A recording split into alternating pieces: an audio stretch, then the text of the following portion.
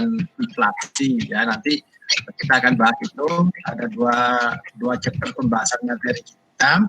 Tadi saya sudah menanyakan beberapa pertanyaan ya, apa yang dimaksud dengan inflasi ya. Pertanyaan saya apakah kenaikan harga sembako adalah inflasi gitu ya. Tadi sebenarnya sudah menjawab bahwa inflasi itu adalah kenaikan harga seluruh barang ya. Kalau kenaikan harga sembako itu karena diakibatkan misalnya musim kemarau, gagal panen gitu. Sedangkan harga barang yang lainnya tidak ikut naik, apakah itu bisa dimaksud sebagai inflasi? Tidak, Pak. Tidak, Pak. Ya, jadi inflasi itu kalau seluruh harga barang naik ya, tidak hanya terjadi di harga barang sembako ya. Semua harga naik, harga rumah, harga mobil ya, harga HP, elektronik ya. Kalau semua harga yang terjadi ada di masyarakat itu naik, maka itulah yang disebut dengan inflasi. Kalau hanya terjadi pada satu kelompok barang saja, itu belum bisa disebut inflasi. Ya.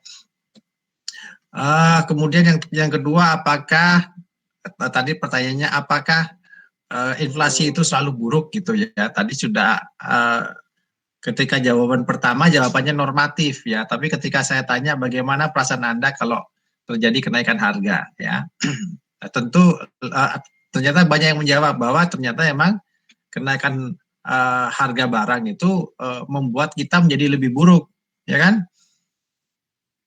Harga naik, terus kemudian kita nggak bisa membuat perencanaan, ya kan? Kita sudah nabung, ngumpulin duit, ketika harga naik, buatnya nggak cukup, ya kan? Nggak cukup. Ya, sehingga kita kemudian juga harus mengeluarkan uang lebih banyak, ya, ketika harga naik. Nilai uang kita turun, gitu ya. Anda sudah melihat kan video saya bagaimana penjelasannya? Sudah. Ya. Jadi itu sebagai pengantar. Ya, nah jadi kalau harga naik tentu barang yang kita beli jadi lebih sedikit, jadi berkurang, ya kan? Namun kita lupa juga, kadang-kadang kan kita harus melihat sisi yang lain ya, bahwa ketika terjadi kenaikan harga, ya kita juga melihat bahwa atau penghasilan yang diterima seseorang itu kalau dia akan selalu mengalami kenaikan ya, itu mengoffset dari mana dia memperoleh kenaikan upah ya, karena ketika harga barang naik maka kan si penjual, si pedagang juga kan akan meningkatkan penawarannya, itu kan hukum penawaran, semakin banyak barang yang dia jual, ketika semakin banyak barang yang dijual maka keuntungannya akan makin bertambah, sehingga kemudian dia juga bisa menambah karyawan baru, kemudian meningkatkan upah para karyawannya, gitu kan? Nah itu kan kalau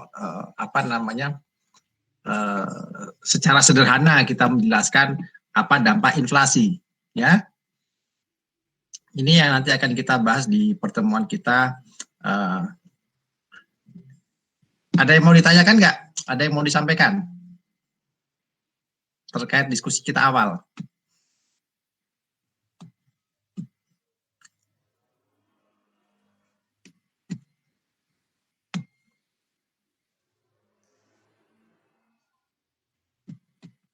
Oke, saya mulai materi.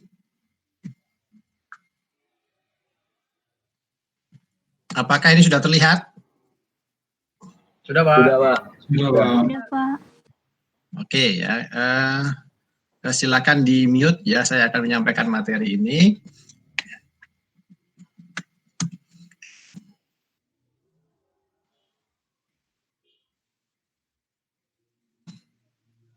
Nah, pertama apa yang disebut dengan uang ya? Uang digunakan sebagai alat untuk melakukan transaksi ya, menyimpan nilai yang biasa kita gunakan untuk membeli barang dan jasa ya.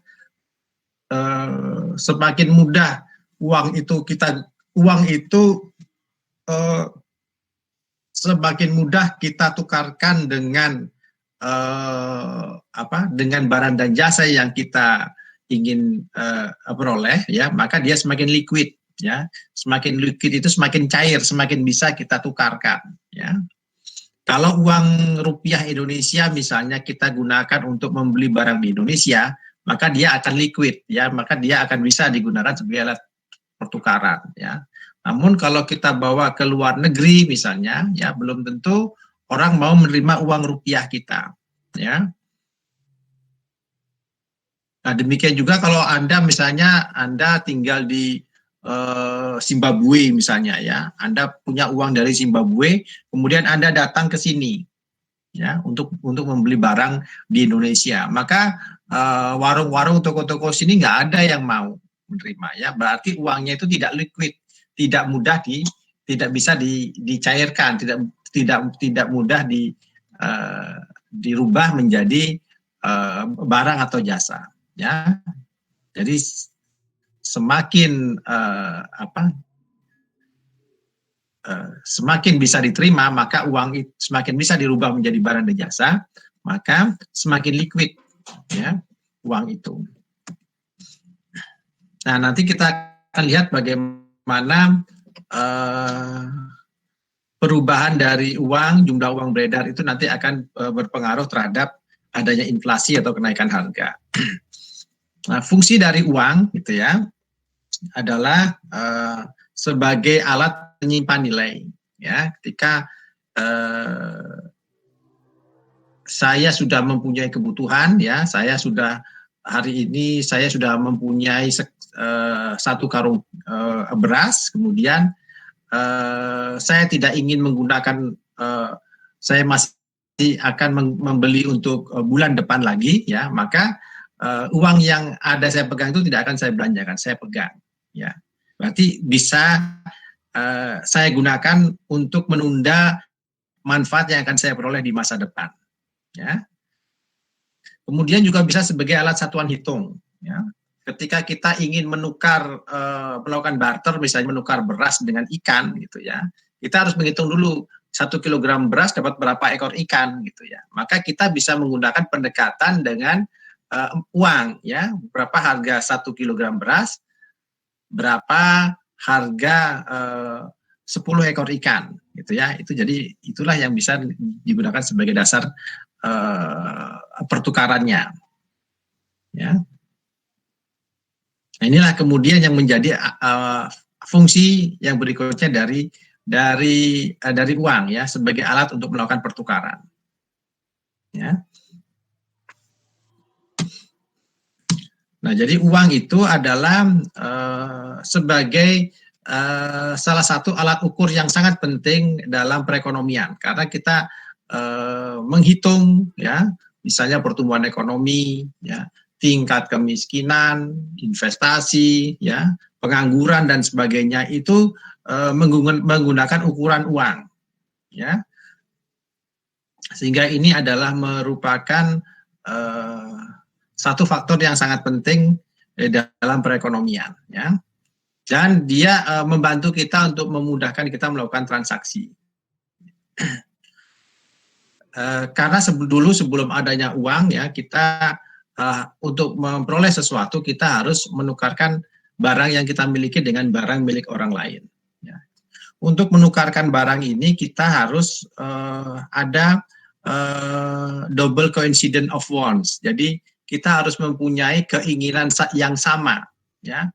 Kalau saya punya beras dan saya ingin makan ikan, maka orang yang punya ikan juga harus memiliki keinginan yang sama untuk memperoleh beras, sehingga terjadilah barter atau pertukaran itu.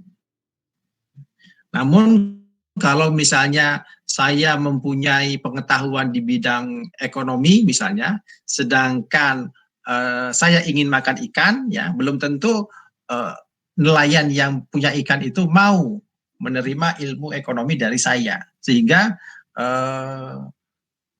barter tidak akan mungkin bisa dilakukan, ya. Jadi dengan adanya uang akan membantu transaksi antara dua orang meskipun mereka mempunyai keinginan yang berbeda-beda, ya. meskipun waktunya berbeda ya, tempatnya juga berubah. Nah, ada dua jenis uang ya, ada uang fiat dan uang komoditas. Uang fiat itu adalah uang yang nilai yang tertera ya, itu tidak sesuai dengan harga barang, harga nilai intrinsiknya ya. Uang kertas misalnya harga senilai 100.000 ya, tetapi kertas itu sendiri tidak senilai 100.000 ya, maka ini adalah uang fiat ya. Uang fiat ini adalah uang yang dikeluarkan oleh pemerintah, oleh bank sentral ya. Jadi pemerintah mengeluarkan uang ini dan kita menggunakan uang ini karena kita mempunyai kepercayaan kepada orang yang menerbitkan uang ini, meskipun nilai dari kertas yang kita pegang itu tidak sebesar angka yang tercantum di uang tersebut ya, berbeda dengan uang komoditas ya, nilainya sama dengan nilai intrinsiknya ya. Kalau emas misalnya ya, kalau emas sekarang 1 gram seharga 1 juta ya, berarti emas itu ketika kita tukarkan ya, bisa kita gunakan untuk membeli barang seharga 1 juta. Karena nilai emas itu sendiri adalah 1 juta. Ya. Jadi ini adalah nilai fiat, uang fiat ya. Sebelumnya kita menggunakan uang komoditas ya. Jadi kalau kita menggunakan uang komoditas itu pada prinsipnya kita sama dengan seperti melakukan barter ya. Barter ini kalau zaman dulu uang fiat ini bisa sebelum emas ya, ada yang menggunakan batu ya, batu besar ya. Kemudian ada juga yang menggunakan garam misalnya ya. Jadi itu bisa dianggap sebagai alat untuk melakukan transaksi.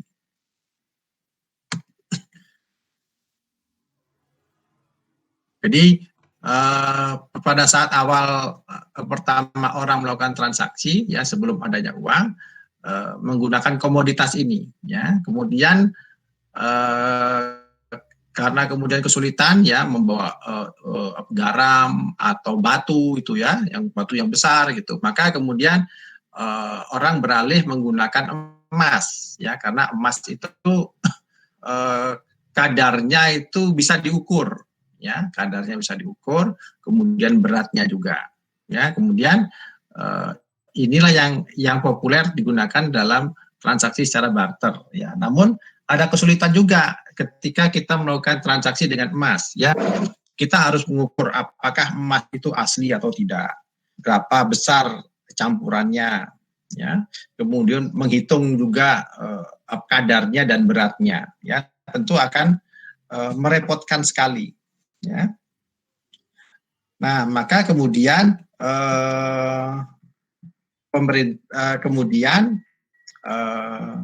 masyarakat menyerahkan uang emas ini kepada bank ya. Itu ada lembaga keuangan ya, bank pertama kali dibentuk, maka emas itu diserahkan kepada bank, nanti kemudian bank menyerahkan surat ya yang menyatakan bahwa si A itu mempunyai emas sebesar 1 kilo misalnya yang disimpan di bank ya. Maka berdasarkan surat ini ya dinyatakan bahwa untuk sebagai jaminan kalau surat ini digunakan untuk transaksi membeli barang ya. Maka dengan surat ini kemudian orang bisa menggunakannya untuk melakukan transaksi karena dijamin oleh bank ya, karena bank menyimpan emas dari orang yang punya surat tersebut ya.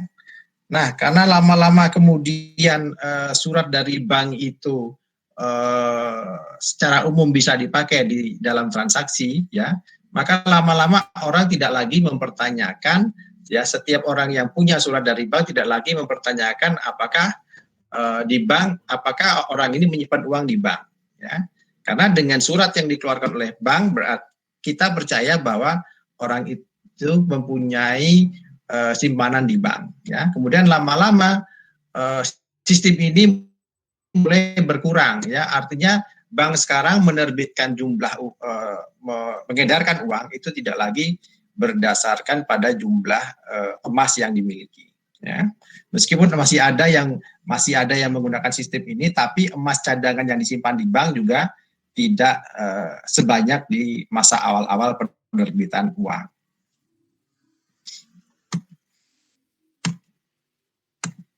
Nah, jadi sekarang bank itu mempunyai kewenangan untuk mengatur jumlah surat yang menyatakan surat yang digunakan sebagai alat transaksi atau uang itu. Ya. Maka sejak itulah kemudian bank mempunyai kewenangan untuk mengatur jumlah uang beredar. Ya. Jumlah uang beredar itu menyatakan bahwa berapa banyak uang yang ditawarkan, yang diterbitkan oleh bank, yang dijamin oleh sistem keuangan. Ya. Nah, kalau di negara-negara sekarang yang mengatur hal ini, kebijakan moneter ini adalah bank sentral. Ya. Amerika itu the Fed, di Indonesia itu adalah Bank Indonesia.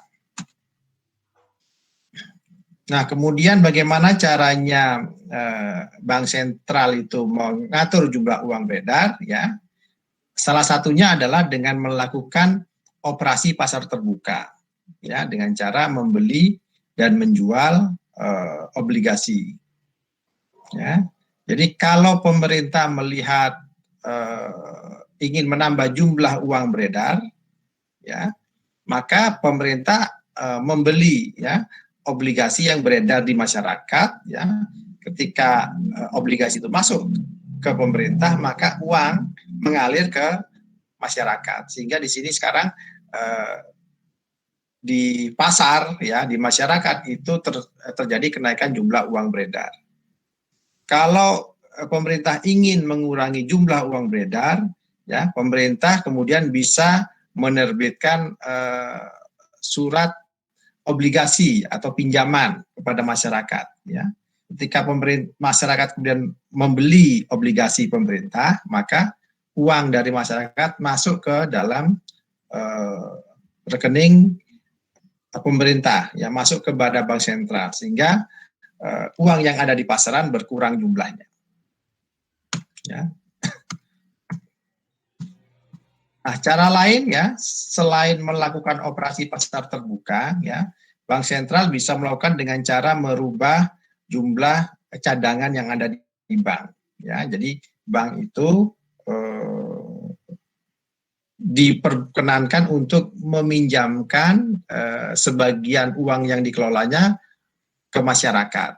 Namun ada sebagian yang tidak boleh dipinjamkan, ya, disimpan sebagai cadangan, ya, karena sewaktu-waktu mungkin ada nasabahnya mungkin yang ingin menarik uang dalam jumlah besar misalnya, ya, untuk menjaga stabilitas keuangan, ya. Jadi kalau cadangan itu semakin besar, ya, misalnya pemerintah menetapkan cadangan bank itu sebesar 10%. Ya, maka bank bisa mengedarkan uang sebanyak 90%.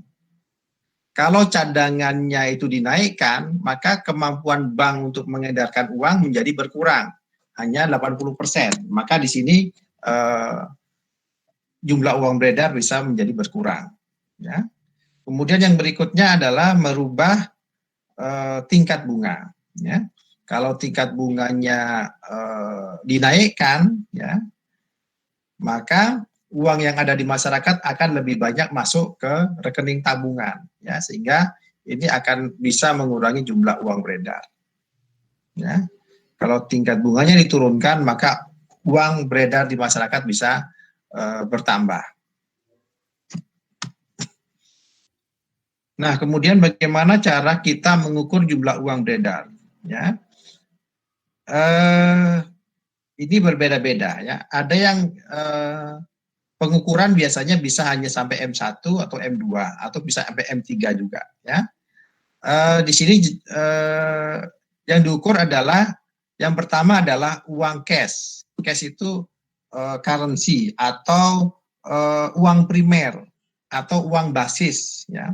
yaitu uang kertas dan uang logam yang dicetak dan diedarkan. Ya, ini uang ini ada di masyarakat, ada yang disimpan di bank, ya, atau sebagian di bank sentral. Ya, jadi seluruh uang yang dicetak itu, ya, yang diterbitkan ini yang beredar itu adalah uang cash, ya, uang logam yang ada uang kertas, ya. Kemudian ditambah dengan tabungan M1-nya, ya. Jadi uang yang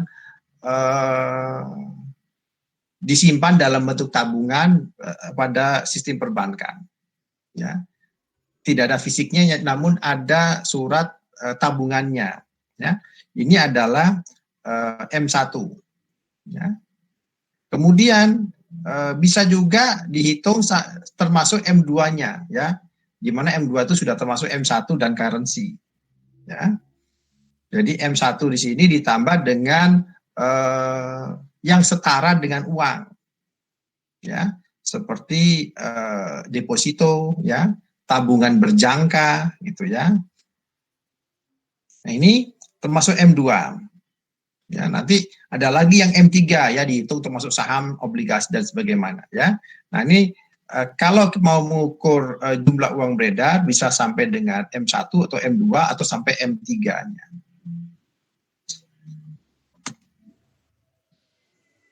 Nah, kemudian kita melihat peran dari bank dalam sistem keuangan, ya. Jumlah uang beredar, ya, M di sini, ya, adalah sama dengan currency, ya, jumlah uang yang dipegang ditambah dengan jumlah uang yang disimpan dalam tabungan, ya. Jadi ini adalah uang yang fisik, ya, yang baik yang disimpan oleh seseorang, ya, atau yang ada di bank, currency ini, uang logam dan uang kertas, ditambah dengan tabungannya, ya, tambah dengan tabungan yang disimpan di bank, ya, atau piutang bank, ya, yang dipegang oleh masyarakat, ya. Jadi ini adalah jumlah uang beredar.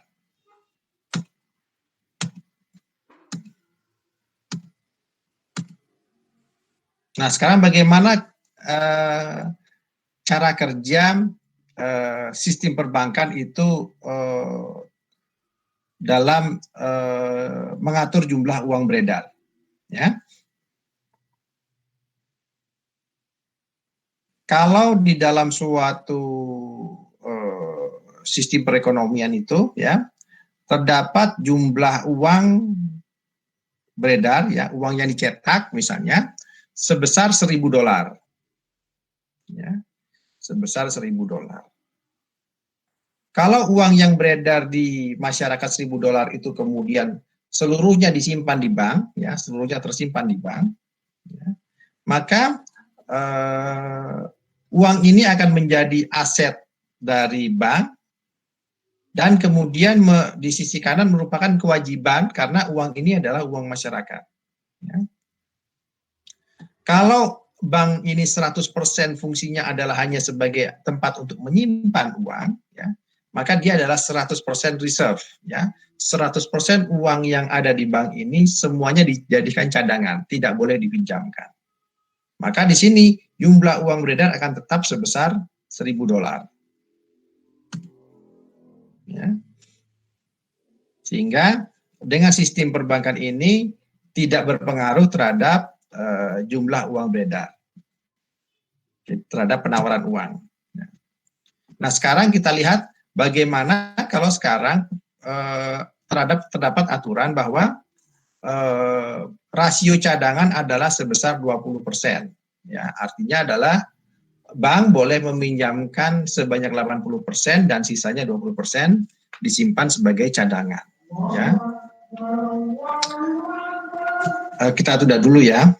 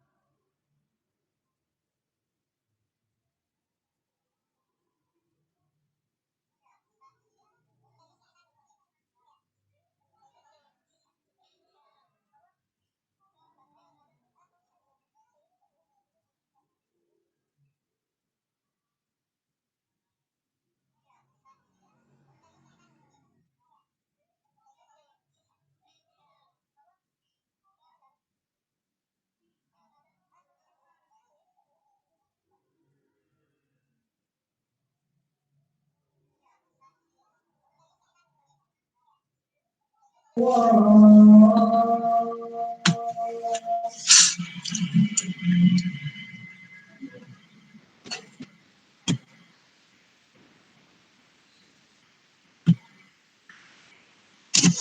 saya lanjutkan lagi ya. Nah, jadi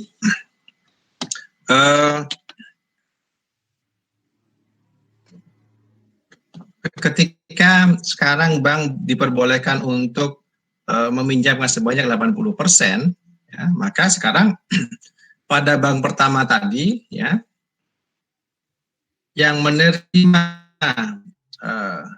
dana dari masyarakat sebesar $1.000, ya, maka 20%-nya itu disimpan sebagai cadangan, 80%-nya itu bisa dipinjamkan, sehingga sekarang ini masuk beredar ke masyarakat. Ya, dalam masyarakat, kemudian beredar, kemudian uang-uang itu kemudian terkumpul masuk ke dalam bank yang lain, misalnya ya, disimpan sebesar 800. Ya. Maka di sini kita lihat ya,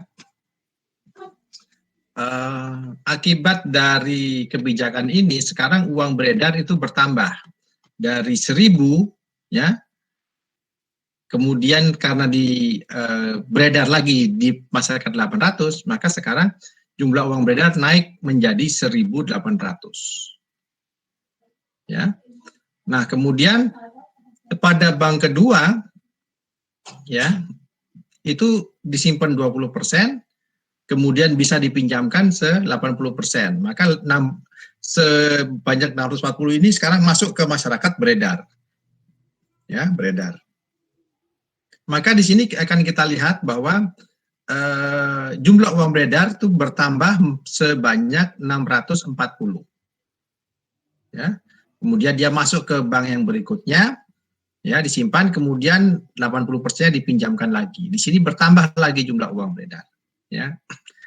Nah, kemampuan bank untuk menambah jumlah uang beredar, ya, itu adalah kalau kita hitung, ya, maka totalnya adalah di sini 1 ditambah ini 1 minus rasio cadangan pangkat 1, pangkat 2 dan seterusnya sampai terhingga, sehingga kita bisa membuat rumusnya adalah jumlah uang beredar itu adalah sama dengan 1 dibagi dengan nilai cadangan, rasio cadangannya dikalikan dengan jumlah uang primernya.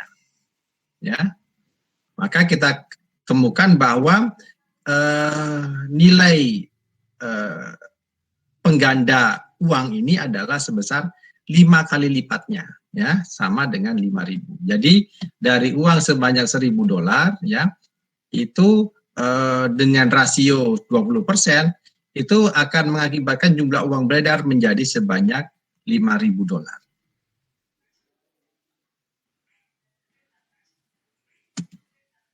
Ya, nah itu adalah hal yang sudah kita bahas di pertemuan pertama kita, ya.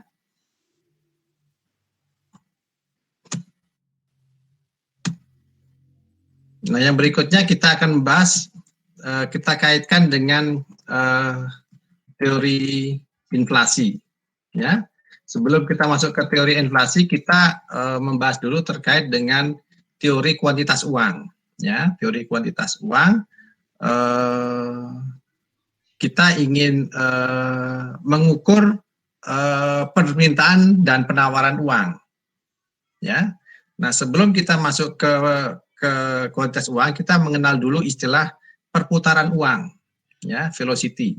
Perputaran uang itu adalah seberapa banyak uang yang beredar itu digunakan untuk melakukan transaksi, ya. Seberapa banyak uang yang digunakan untuk melakukan transaksi, ya. Misalnya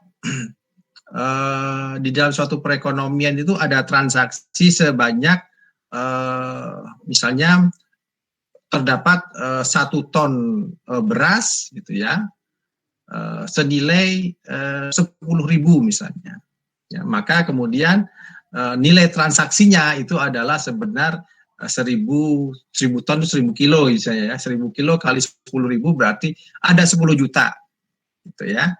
Nah, kemudian jumlah uang yang beredar yang ada di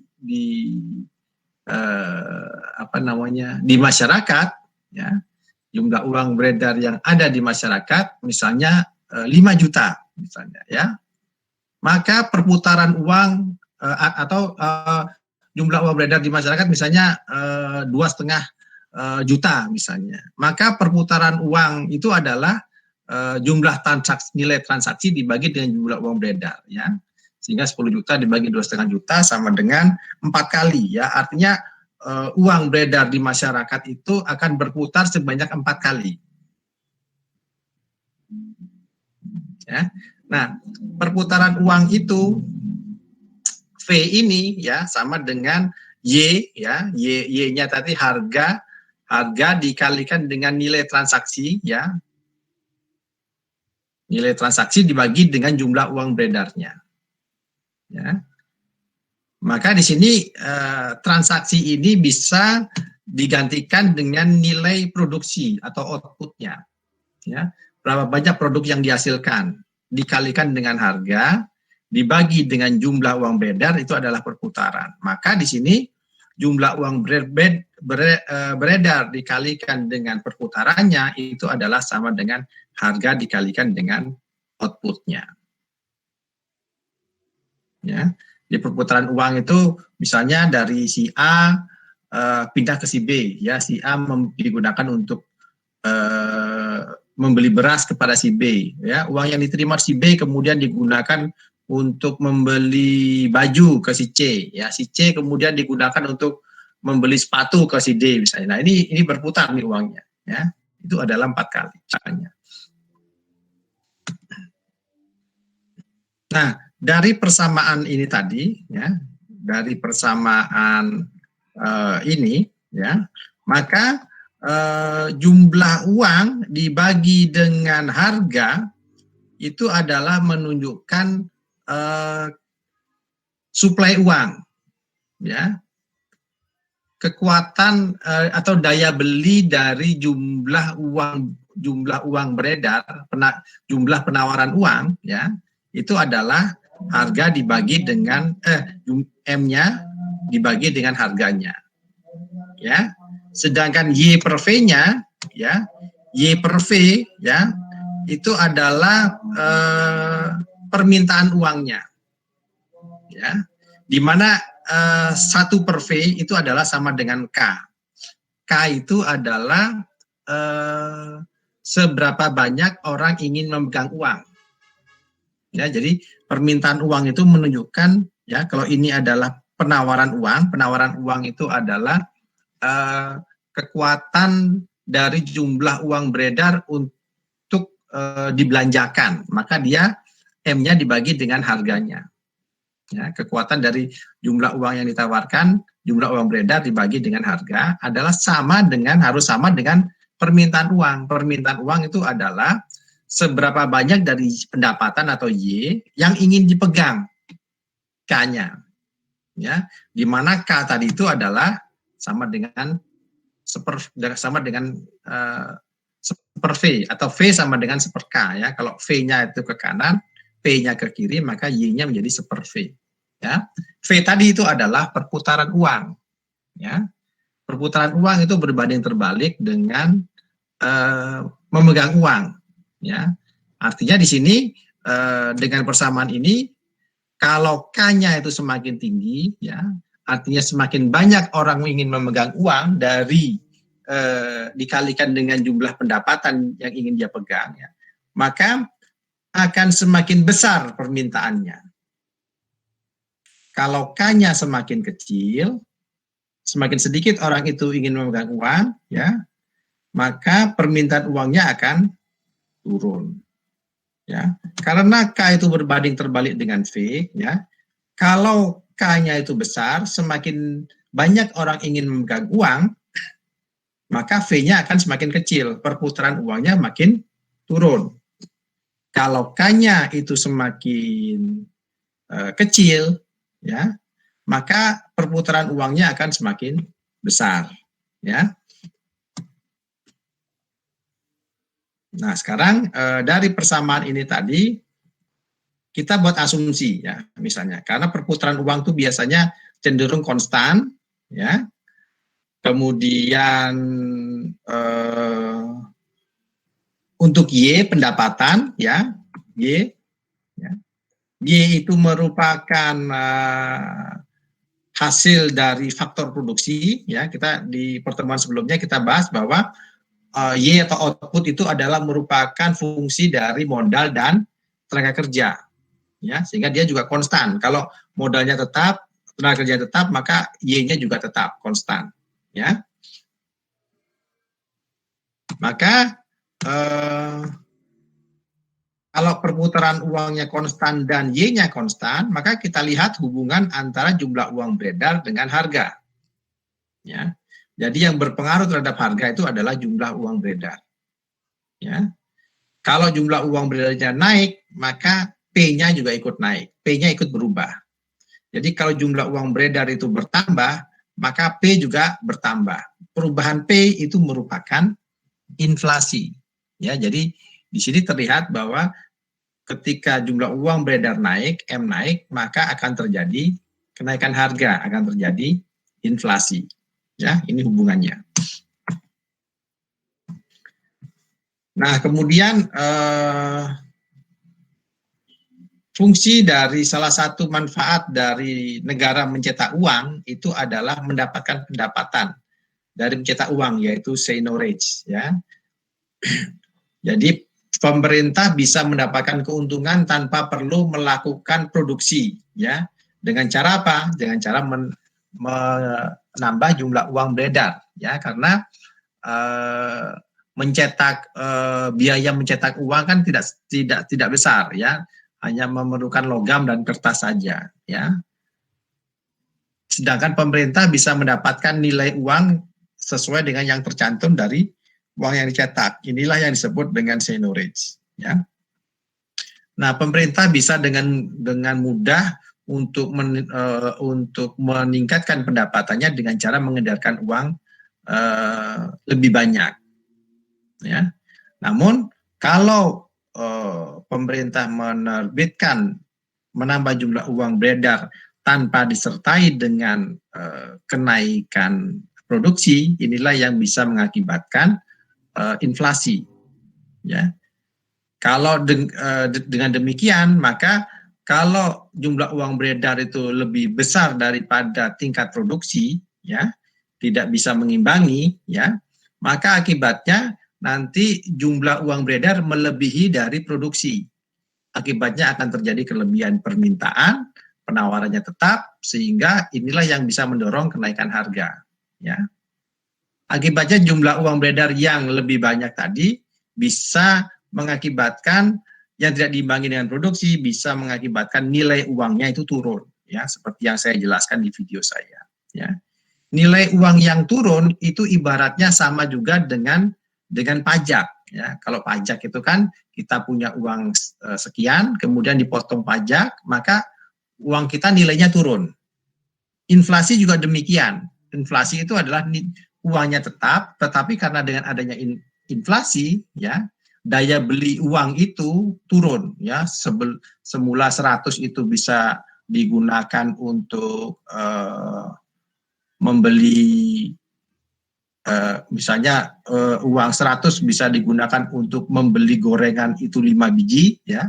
Akibat inflasi sekarang 100 itu hanya bisa digunakan membeli gorengan hanya 4 biji. Berarti nilai uang kita turun, ya, karena uang beredarnya banyak tapi produksinya tetap, ya. Jadi ini sama.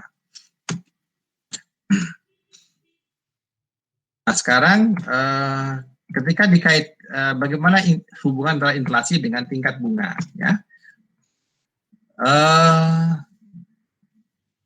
Tingkat bunga, ya, ini ada tingkat bunga real, ini ada tingkat bunga nominal, ya.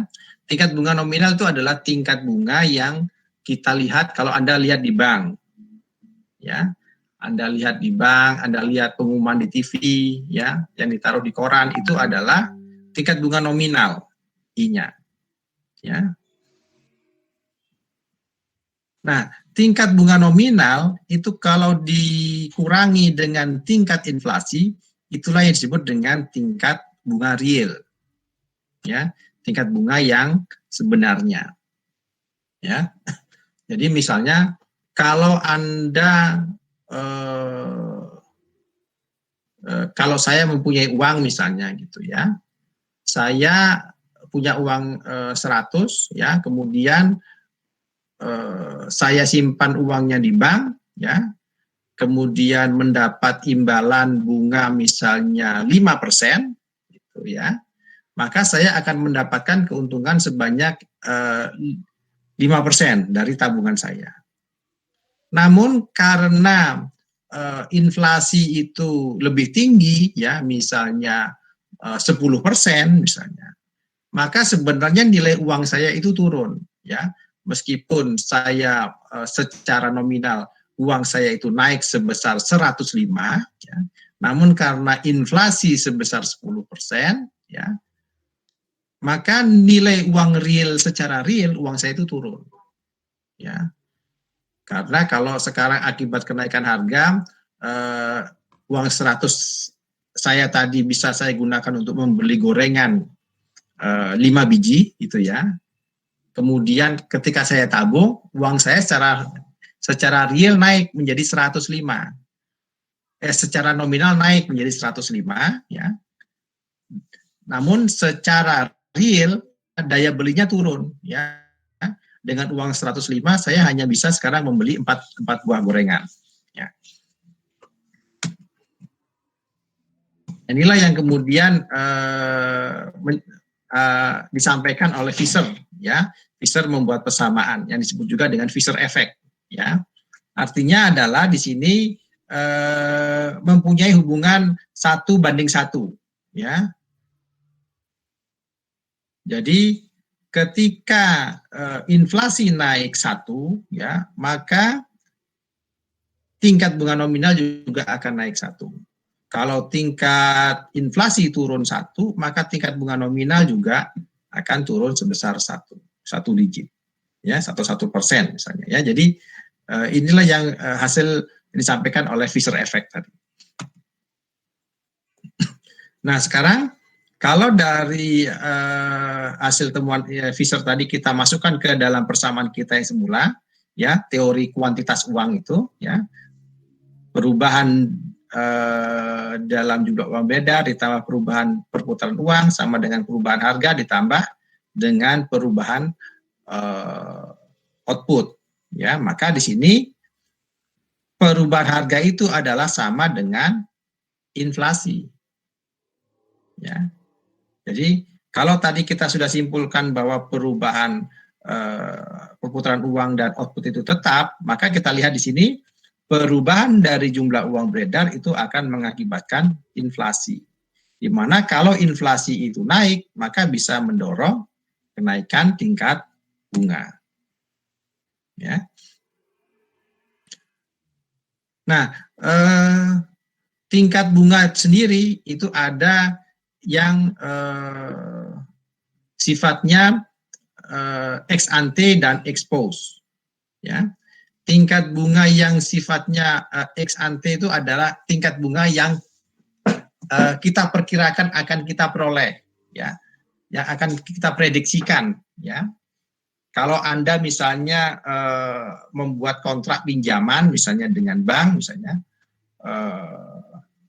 meminjam uang gitu, maka di sini tingkat bunga yang akan dikenakan kepada kita itu akan diperhitungkan dengan kira-kira berapa tingkat inflasi yang akan terjadi di masa depan. Ya, misalnya kita mau pinjam, kita kembalikan dalam jangka waktu 5 tahun misalnya. Ya, maka di sini akan diperhitungkan dengan tingkat bunga diperhitungkan dengan tingkat inflasi yang akan terjadi di masa depan. Ya. Sedangkan yang expose itu adalah tingkat bunga yang sebenarnya, yang real, yang sudah terjadi. Ya. Nah, dari contoh ini tadi kita bisa lihat kalau tingkat bunga itu lebih tinggi dari inflasi yang terjadi, maka si pemberi pinjaman itu akan memperoleh keuntungan. Ya, jadi misalnya diprediksi bahwa inflasi yang akan terjadi itu adalah rata-rata sebanyak 5%.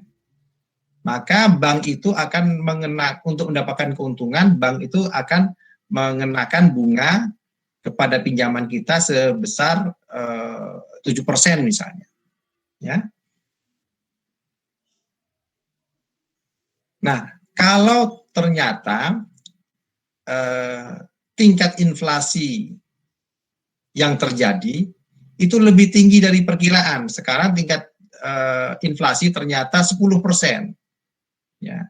Maka yang mendapatkan keuntungan adalah yang meminjam. Yang pinjam akan rugi karena dia akan menerima pengembalian uang yang nilainya akan turun lebih kecil daripada yang diprediksikan. Ya, karena inflasi itu kan mengakibatkan harga nilai uang turun. Ya.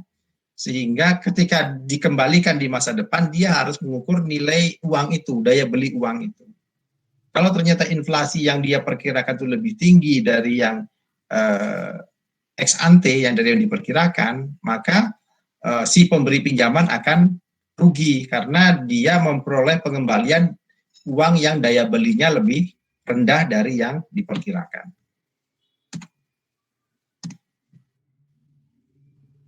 Ya, jadi ketika kita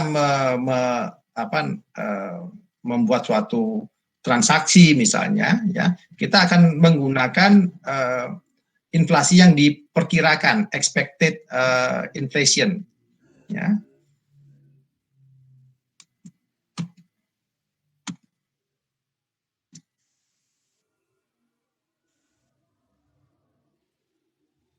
Nah, dengan persamaan teori kuantitas uang, kita sudah membahas bagaimana keseimbangan antara penawaran uang dengan permintaan uang itu adalah proporsional atau sama dengan pendapatan. Ya. Nah, karena kita tahu bahwa uang itu akan lebih baik untuk kita simpan di tabungan, ya, atau kita investasikan dalam bentuk surat berharga, ya, maka semakin banyak uang yang kita pegang, ya, maka akan semakin besar biaya yang harus kita tanggung. Ya. Inilah yang disebut dengan biaya memegang uang. Ya. Jadi permintaan uang di sini ya dipengaruhi juga oleh diwujudkan dalam fungsi likuiditas, tingkat bunga dan pendapatan. Ya. Kalau tingkat bunga itu naik, ya, maka biaya memegang uang itu semakin besar. Ya. Kalau tingkat bunganya 5%, ya, maka kalau kita memegang uang cash, ya, maka kita akan kehilangan kesempatan memperoleh imbalan sebanyak 5% karena uangnya kita pegang. Ya. Kalau tingkat bunganya naik menjadi 10%, maka biaya kita memegang uang akan menjadi lebih mahal. Ya, karena kita semakin besar kehilangan imbalan yang kita bisa peroleh ketika kita memegang uang. Ya, jadi berhubungan negatif. Yang kedua adalah permintaan uang itu berpengaruh positif terhadap pendapatan. Ya, jadi biasanya kalau pendapatan itu naik atau output itu semakin tambah banyak, ya, maka biasanya permintaan uangnya juga tambah banyak. Ya. Orang yang pendapatannya banyak biasanya permintaannya tambah banyak. Semakin banyak dia ingin memegang uang. Nah, jadi ini adalah hubungan antara permintaan dan penawaran yang terkait dengan tingkat bunga dan pendapatan. Jadi kalau kita hubungkan bagaimana pengaruh dari uang dan tingkat bunga, sini ya. Karena di sini jumlah uang beredar itu keseimbangan permintaan dan penawaran itu berpengaruh terhadap harga, ya, di mana perubahan harga itu juga berpengaruh, perubahan harga atau inflasi itu berpengaruh terhadap tingkat bunga, nah, maka di sini tingkat bunga itu juga berpengaruh terhadap jumlah uang yang beredar, ya. Tingkat bunga berpengaruh terhadap permintaan uang. Ya, jadi kalau tingkat bunganya tinggi, ya permintaan uangnya turun misalnya. orang lebih senang taruh uang di bank. Kalau tingkat bunganya rendah, ya maka permintaan uangnya naik, ya dipindahkan misalnya di tempat dibelikan dibelikan barang misalnya, ya. Nah sekarang mengapa, ya tadi pertanyaan saya awal, mengapa terkadang orang merasa inflasi itu adalah buruk bagi perekonomian, ya karena kalau harga itu terus-terusan naik, ya kalau harga itu terus-terusan naik, maka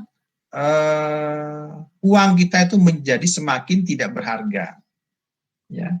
Agar kita itu tidak rugi memegang uang, ya maka sebagian uang itu kita berusaha memegang uang sedikit mungkin, ya lebih banyak uang itu kita investasikan atau kita simpan dalam tabungan. Akibatnya adalah kalau kita ingin belanja, baru kita mau ngambil duit, ya. Inilah yang disebut dengan sulater cost, ya biaya yang kita perlukan untuk kita bolak-balik pergi ke bank untuk mencairkan uang, ya. Namun sekarang dengan adanya ATM dan adanya internet banking itu semakin memudahkan sehingga biaya kulit sepatu ini menjadi semakin kecil, ya. Kemudian adalah perubahan biaya menu, ya. Kalau kita sudah membuat daftar harga, ya kita jual, ya kita sudah membuat kontrak, ya bahwa saya akan menjual dengan harga sekian, gitu. Tentu kita akan memperhitungkan harga bahan bakunya, ya. Kalau harga-harganya itu terjadi kenaikan, maka kita harus sering-sering merubah penawaran. Kita harus sering-sering merubah harga yang sudah ditetapkan, ya. Nah, tentu ini akan mengakibatkan kerugian buat kita, ya. Kemudian juga bisa dikaitkan dengan hukum pajak misalnya, ya. Kalau pendapatan secara nominal kita itu naik, ya kan, kalau kenaikan itu karena inflasi, ya maka sebenarnya nilai uang kita itu tetap, ya. Namun aturan pajak itu tidak demikian. Aturan pajak menetapkan berapa persen misalnya, ya misalnya pajak mengenakan tarif sebesar 10%, ya. Misalnya kita punya saham senilai 100, ya. Maka kita membayar pajak sebesar 10%, sebesar 10. Kemudian tiba-tiba karena inflasi nilai saham kita naik dari 10 menjadi 110. Ya. Jadi tapi secara real sebenarnya tetap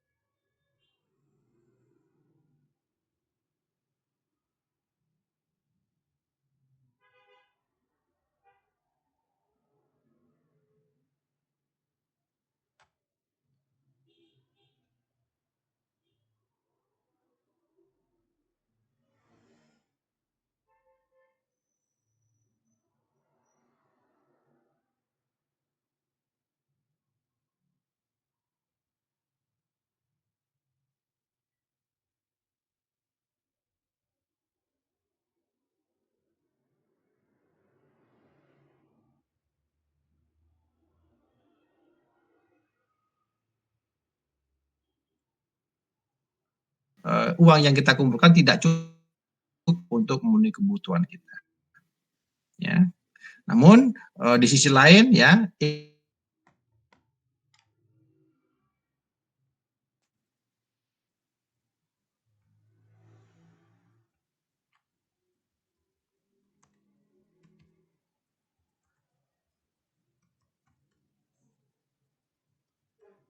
mendorong perusahaan itu untuk menarik jumlah karyawan lebih banyak atau meningkatkan upah karyawannya. Ya, inilah yang disebut inflasi itu adalah seperti minyak yang melumasi mesin. Ya, jadi bisa mendorong mesin pertumbuhan perekonomian itu bergerak terus. Ya. Ya, ntar ini ada temanmu yang masuk ini.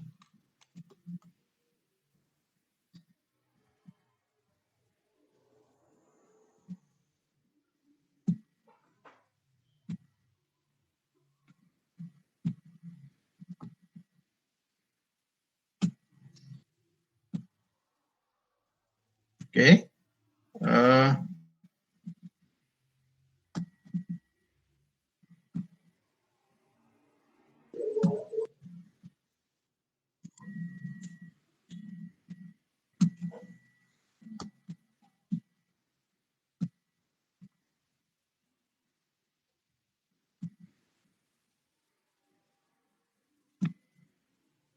Saya lanjutkan lagi.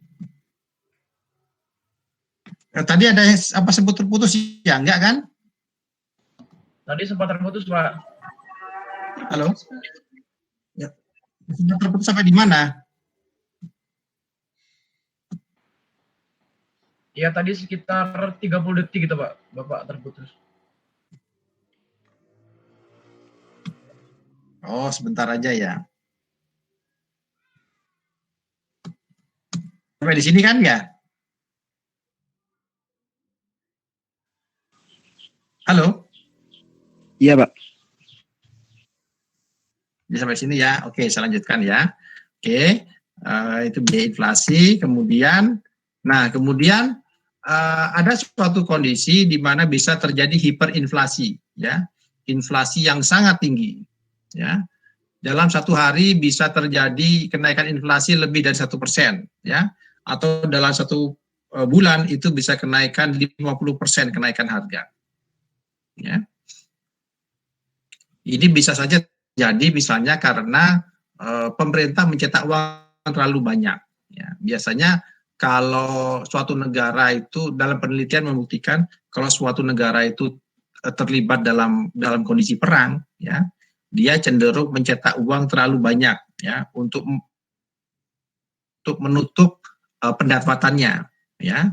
Kalau uang yang dicetak terlalu banyak, maka nilai uangnya lama-lama akan jatuh, ya. Ini terbukti misalnya waktu terjadi krisis tahun 1930 gitu ya. Lalu di Indonesia juga waktu terjadi krisis moneter krisis ekonomi di tahun 1997-98. Ya. Itu terjadi kenaikan harga sampai 80% inflasinya, ya. Jadi tentu ini tidak nyaman, ya. Saya contohkan misalnya kalau saya punya uang 50.000 di pagi hari, ya, bisa saya gunakan untuk membeli secangkir kopi di Starbucks gitu ya. Namun di siang hari, ya, karena harga itu mengalami inflasi, harga menjadi naik. Sehingga uang 50.000 itu ketika sore hari tidak bisa lagi saya gunakan untuk membeli kopi, ya, karena nilai uang yang saya pegang itu turun. Akibatnya kita tidak nyaman memegang uang, ya. Uang itu kemudian karena nilai uang itu terus turun, maka kita berusaha menukarkan uang kita dengan mata uang lain yang lebih kuat, misalnya kita tukar dengan dolar, ya, atau kita belikan ya, yang untuk menjaga agar nilai uang kita itu tidak semakin jatuh, maka kita tukarkan uang kita dengan barang-barang yang sehingga kemudian menjadi tidak nyaman hidup ini.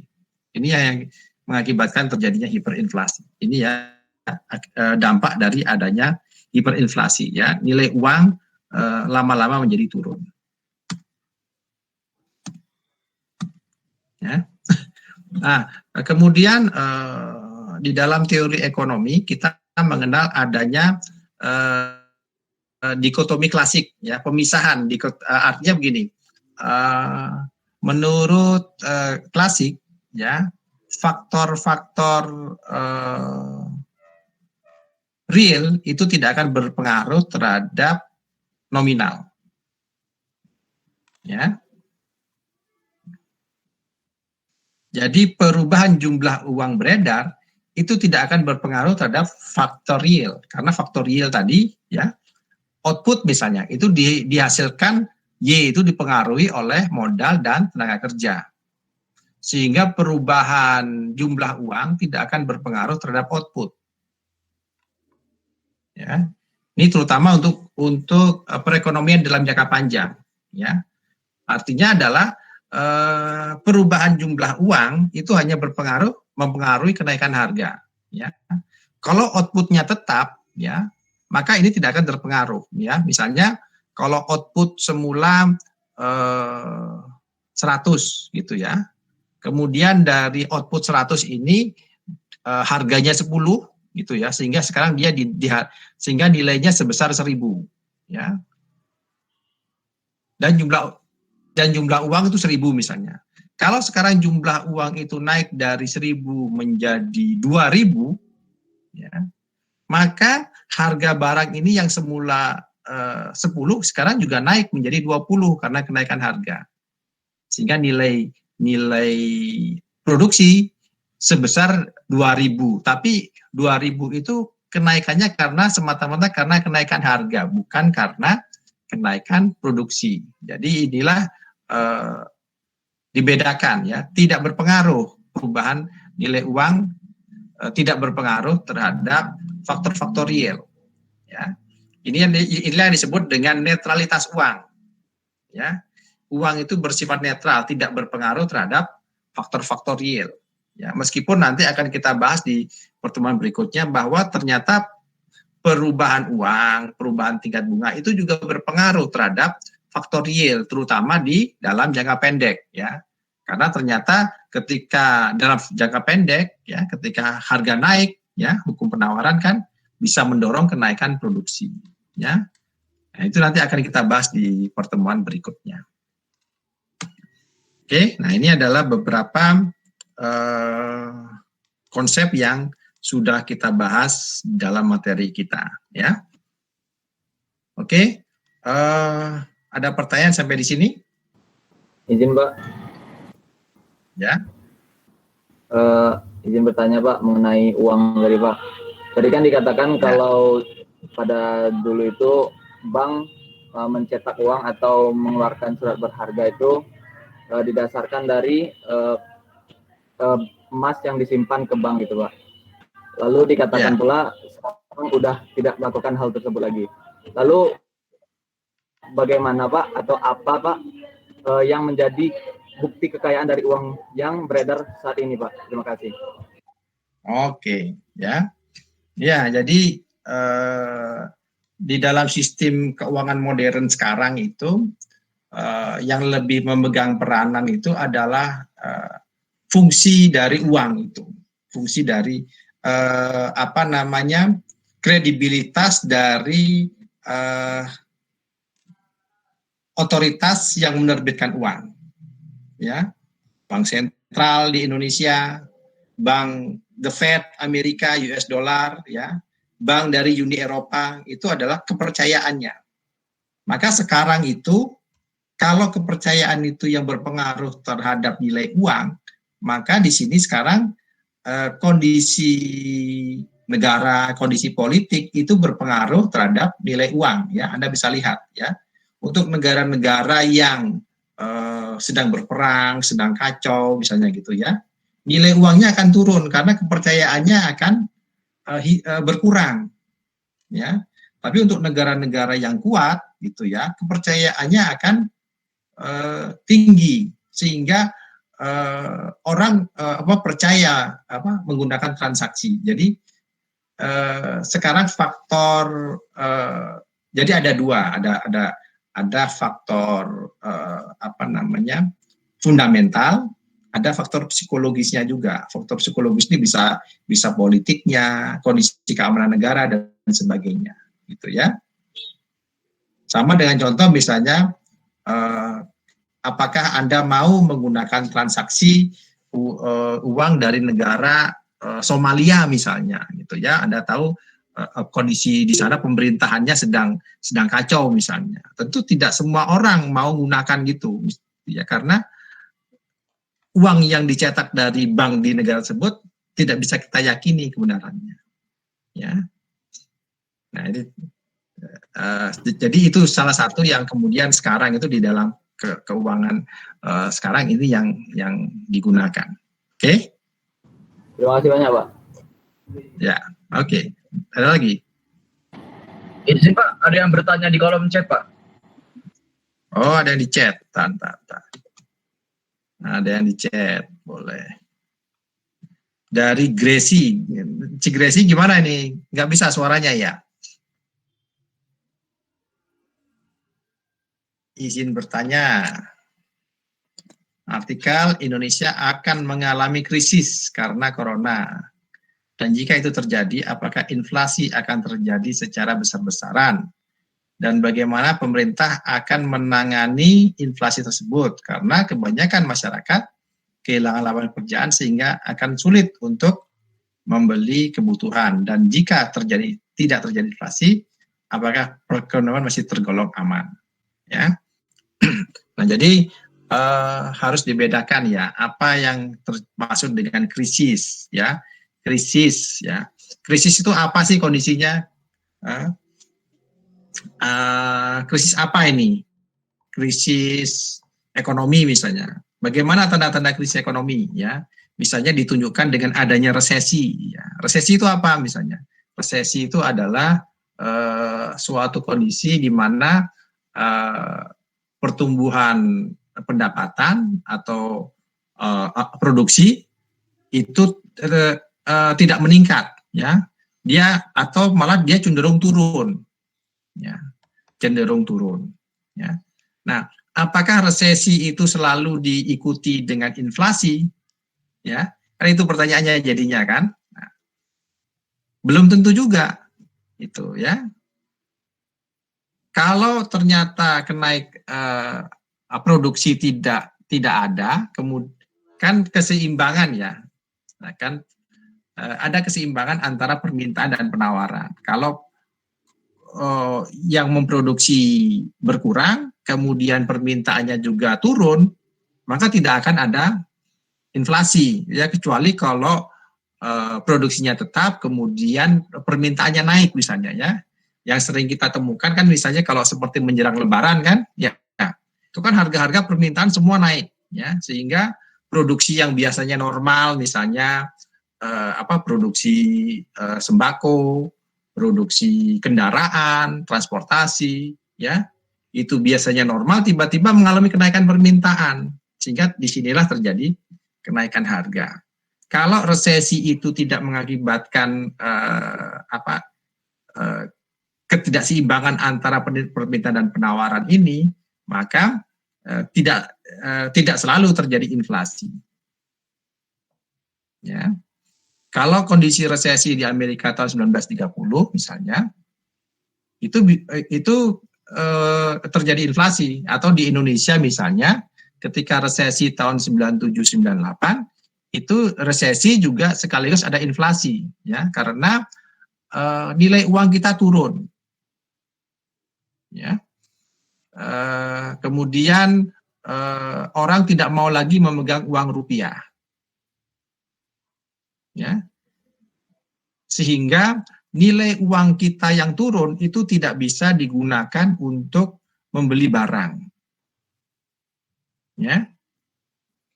Akibatnya kemudian harga naik, ya, harga naik, nilai uang kita semakin turun. Nah, maka di sini terjadi inflasi, ya, sampai 80%. Nah, inilah kondisi yang dialami. Jadi kita lihat kalau untuk saat ini mungkin sudah terjadi resesi menurut pemerintah, tapi inflasi, kalau namanya inflasi, ya kenaikan harga itu akan selalu ada, tapi nilainya itu memenuhi batas toleransi atau tidak, ya kan. Kalau pemerintah kan setiap tahun membuat target, ya target pertumbuhan ekonomi 5% misalnya. Ternyata target pertumbuhan sekarang pertumbuhan turun dari 5%, berarti kita mengalami resesi. Nah, sekarang target inflasi berapa? Karena tiap tahun kan ada inflasi. Kalau target inflasi misalnya 5%, ya, apakah harga sekarang itu masih di sekitar 5% atau tidak. Ya. Atau 3% atau 4%. Kalau naik di atas yang ditargetkan berarti terjadi inflasi. Kalau masih di atas, masih di sekitar target, tentu belum terjadi inflasi. Gitu ya. Jadi pengamatan harga itu selalu dilakukan oleh BPS terutama ya. Oke, ada pertanyaan lagi? Izin bertanya, Pak. Tanya Pak. Bentar, siapa tadi? Hari Teguh belum? Hari Teguh, terus Nadia.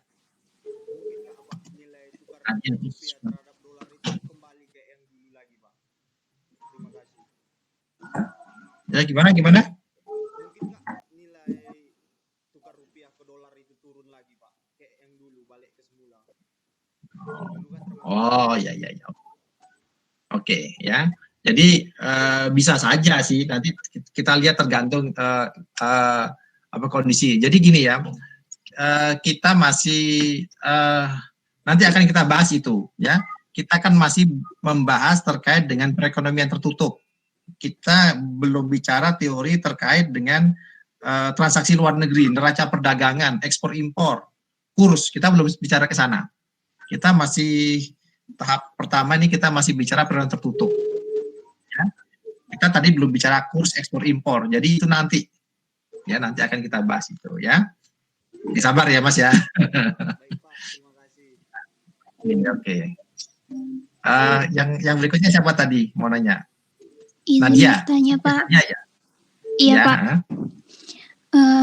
Apakah redenominasi akan menurunkan tingkat inflasi di suatu negara? Kalau misalnya Indonesia melaksanakan redenominasi, apakah akan berpengaruh